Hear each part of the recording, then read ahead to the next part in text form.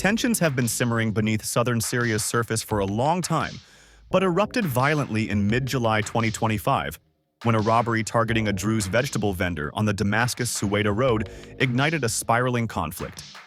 What started as a local skirmish between Druze armed groups and Bedouin tribes quickly escalated into a full-scale confrontation involving Syrian government forces and Israeli airstrikes.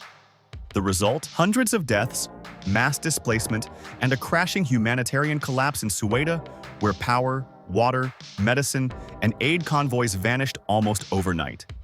Join us as we uncover how Syria's fragile situation as regional unrest and clashes erupt. In mid-July 2025, everything came crashing down in southern Syria's Suwayda governorate, erupting into violence and humanitarian breakdown.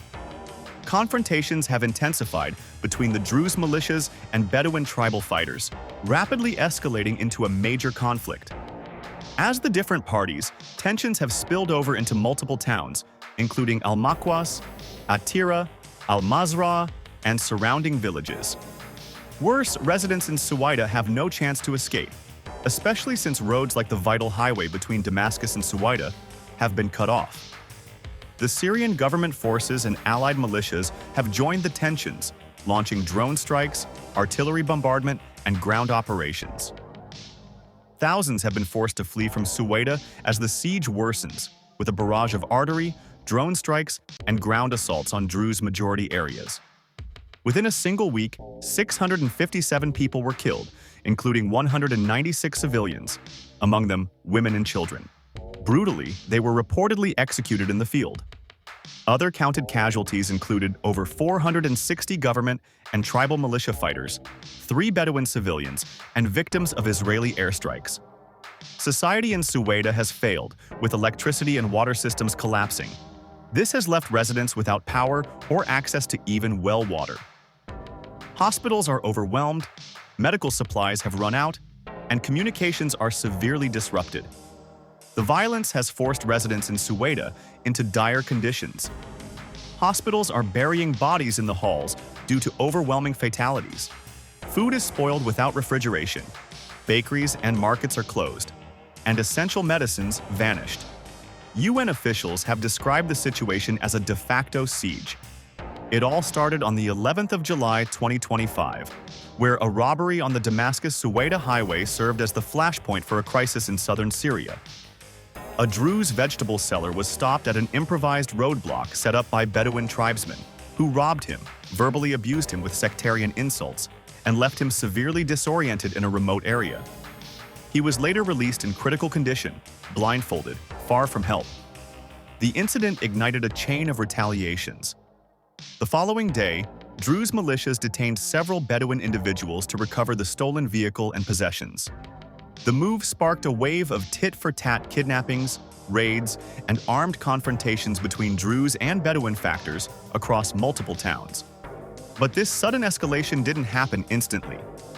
There have been long-standing tensions beneath the surface. You see, Suwayda is mostly a Druze, agrarian region, and is adjacent to Bedouin pastoralist communities. There have been disputes over land, water rights, and grazing routes for decades. Over time, Druze settlements expanded and modernized, while traditional Bedouin nomadic routes dwindled, leading to resentment and competition between the two communities. These frictions became worse due to an emerging security vacuum after the ousting of the Assad regime in December 2024. Under the transitional president Ahmed al-Sharaa, a former HTS militant and now political head, state institutions were dismantled and restructured. The Syrian army, security services, and parliament were dissolved and reformed, while efforts to build institutions and military have progressed slowly. Unlike Assad-era structures, the new governance isn't incorporating minority voices and secure trust. This has caused local tribes and militias to fill the void. The Druze community has viewed Sharaa's emerging state with skepticism. While a Druze minister was appointed in the interim cabinet, broader governance and military institutions are dominated by leaders from other regions. But when government forces intervened in the regional unrest and clashes in Suwayda, Druze factions accused them of siding with Bedouins and targeting Druze-controlled areas. Several ceasefires were brokered, but they quickly deteriorated amid mutual distrust. The result was a rapid spiral from a small-scale provocation to a broader conflict, with government involvement, sectarian tensions, and fractured power. To make matters worse, residents in Suwayda can't access aid and have been badly displaced. Since early July 2025, more than 190,000 people have been displaced across Suwayda, Dara, and the outskirts of Damascus, following the eruption of violent clashes. Of those displaced, only about 120 individuals have returned to their communities, especially the Salkad district in Suwayda, as aid delivery efforts were severely hampered by blocked routes. The conflict blocked off humanitarian pathways. The Damascus-Suwayda highway, which is meant to be the route to receive relief, has remained closed since mid-July. This has left communities in Suwayda stranded, isolated, and cut off from nearly all commercial and humanitarian supplies. It wasn't until August 28th, over a month after the residents had remained without any supplies, when an UN convoy of 18 trucks delivered essential supplies, including food, hygiene kits, and solar-powered lamps to the city. The healthcare systems in Suwayda are still struggling, with insulin, dialysis essentials, and cancer treatment medications in short supply. Before this convoy could get into the region, aid trickled in via alternate routes like the Busra al-Sham and Busra al-Harir corridors. These routes are vulnerable to interruptions and closures, allowing limited deliveries. Convoys brought in food, flour, fuel, medical supplies, hygiene kits, and shelter materials. These were usually delayed or blocked completely during fighting. Meanwhile, all the communities remain severely underserved. Local officials and UN agencies have issued repeated warnings, as there's a lack of health services, especially in maternal care, trauma response, and chronic disease treatments. The humanitarian situation remains critical in Suwayda, as residents don't have the basics like food, water, electricity, and medical care. Despite the limited access to basics, residents in Suwayda have been fighting against the government. In late July 2025, the Druze majority city of Suwayda and neighboring towns saw a wave of public protests, with hundreds of Druze demonstrators making their demands. To show their position, some protests waved Israeli flags and publicly thanked Israel for providing indirect military support during the mid-July clashes. Demonstrators have also rejected the interim central government and called for accountability for violence committed against the Druze population. At the same time, Syria's electoral authority announced that they will be postponing the parliamentary elections, originally scheduled for September 15 to 20, in Suwayda, as well as in Hasaka and Raqqa. The decision was made due to security concerns, with authorities giving instability and the absence of a safe environment as the reasons. Seats allocated to these regions will remain vacant until the conditions improve, so Syria is finding it difficult to transition to a new governance. The postponement of elections in Suwayda, combined with the rise of protests demanding autonomy, shows how fragile the country is under President Ahmed al-Shara's administration. These developments show how much the Druze community distrusts the central institution. In fact, the Druze community seems to trust Israel over Syria, although there's no telling whether this interference will worsen the situation in Suwayda.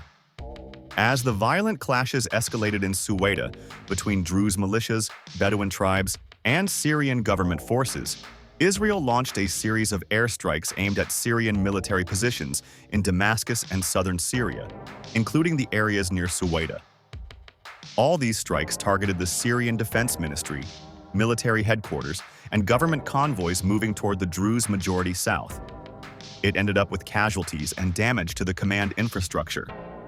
But from Syria's standpoint, Israel's airstrikes are violating its sovereignty and international law, showing that they undermined Syria's political stability and national unity.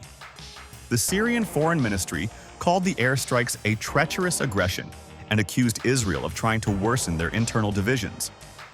There's no doubt that the strikes by Israel escalated the stakes of the conflict, worsening the local conflict into something regional.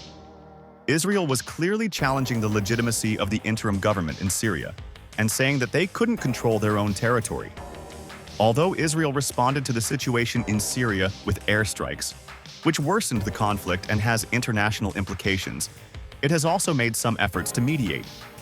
The U.S. recently mediated talks between Israel and Syria, looking for ways to solve the issue in Suwayda and create a demilitarized zone. As regional unrest and clashes continue in southern Syria, the U.S. has brought Israel and Syria to the table to talk about the humanitarian situation. In Paris, the Syrian foreign minister met with the Israeli strategic affairs minister to talk about security arrangements in southern Syria. Their talks focused on de-escalation, non-interference, and ceasefire in Suwayda. The Israeli Prime Minister, Benjamin Netanyahu, publicly confirmed ongoing discussions with Syria around three main points: protecting the Druze community, creating a demilitarized zone, and establishing a humanitarian corridor that will be used to deliver aid to those suffering from the humanitarian crisis. The humanitarian land corridor goes from Israel to Suwayda to deliver aid directly to the affected Druze communities to address the severe blockage and humanitarian crisis. Syrian officials aren't happy with this, as they are concerned that Israel will use this corridor to smuggle weapons. Even if there have been a lot of diplomatic talks, the pace has been uncertain and slow, causing many to wonder when the regional unrest in southern Syria will finally be settled. The next step is to reopen the Damascus-Suwayda highway, ensuring that the UN aid convoy can deliver important supplies to the city. But it's also important for the government to restore the regular commercial supply routes. What's more, diplomatic engagements are bringing together Syrian and Israeli officials to pave the way for a lasting ceasefire and reduce the impact on the people in Suwayda. These discussions are covering the investigation of alleged atrocities against the Druze people, including the terrible executions during the clashes. At the same time, the U.S. is meditating to reduce the presence of weapons in these volatile areas and secure reliable relief routes. It's clear that if the central government fails to rebuild an inclusive and stable governance in Suwayda, the region might just become a semi-autonomous zone, dominated by local armed actors, such as tribal militias, or the recently formed Supreme Legal Community made by the Druze community. The UN Security Council has formally condemned the violence and stressed the urgent need for unimpeded humanitarian access, protection of civilians, and dialogue aimed at peaceful resolution. These international calls are essential in keeping diplomatic momentum alive. Ultimately, diplomatic and humanitarian initiatives can be used to finally stabilize the situation in Syria. But the most tragic dimension is the plight of the ordinary people trapped in Suwayda, caught between armed violence and the breakdown of essential services. They remain the real victims of the unrest. Thanks for watching.